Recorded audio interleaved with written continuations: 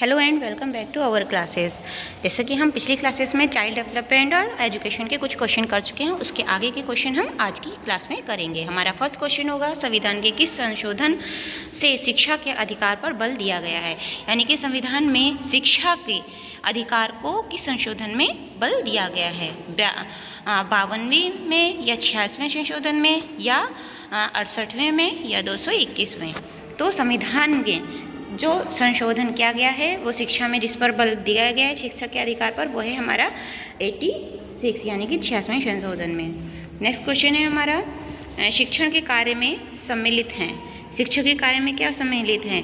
मूल्यांकन, उपचारात्मक कार्य, निदानात्मक कार्य या उपयुक्त सभी।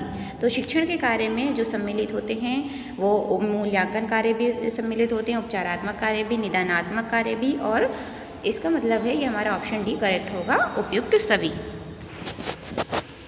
नेक्स्ट क्वेश्चन है हमारा, शिक्षण सबसे कम प्रभावशाली होगा जब, जो हम क्लास में शिक्षा प्रदान करते हैं या शिक्षण देते हैं वो सबसे कम प्रभावशाली कब होगा, यानी कि कब बच्चे नहीं सीख पाएंगे।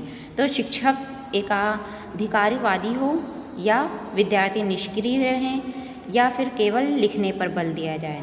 तो जब शिक्षक केवल एक अधिकार पर ही एकाधिकारवादी ही हो तब भी हम बच्चे को शिक्षण नहीं दे पाएंगे, और ना ही विद्यार्थी अगर निष्क्रिय बैठा रहे तब भी नहीं कर पाएंगे, और ना ही लिखने पर केवल अगर बल दी रहे तब भी शिक्षण जो होगा वो प्रभावशाली पूर्ण नहीं हो पाएगा। इसलिए उपयुक्त सही ऑप्शन डी।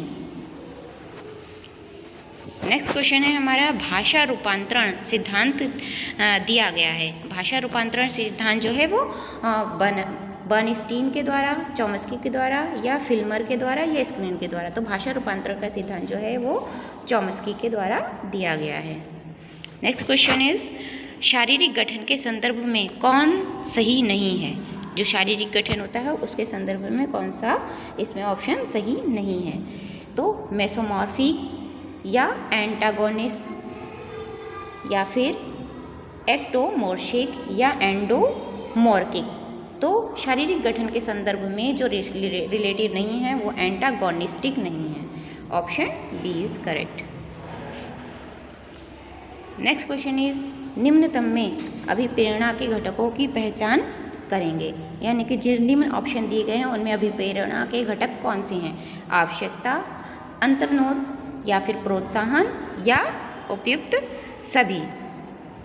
तो अभिप्रेरणा के घटकों की पहचान जो होती है वो आवश्यकता भी है, अंतर्नोद भी है, और प्रोत्साहन, यानी कि ऑप्शन डी इज करेक्ट।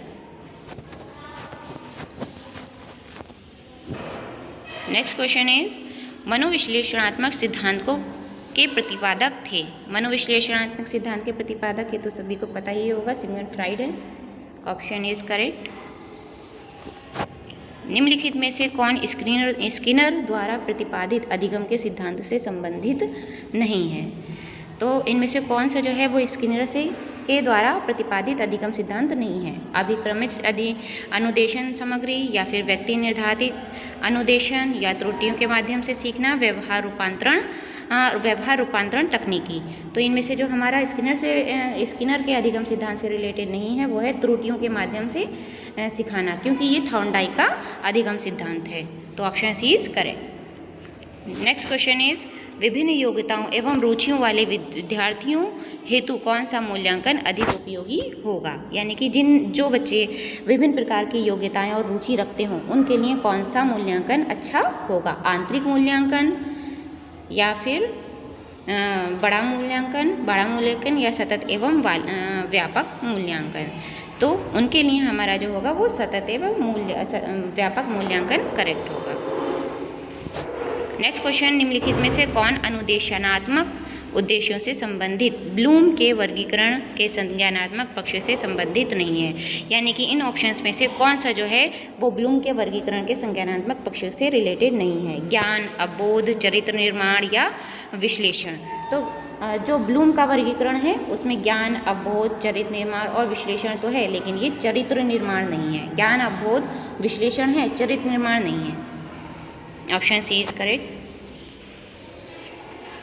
तो ये थे आज के हमारे इम्पोर्टेंट क्वेश्चंस जो यूपी टेट, सी टेट और बहुत सारे ऐसे एग्ज़ाम्स में इम्पोर्टेंट रहते हैं। तो keep watching and like and subscribe. Thank you.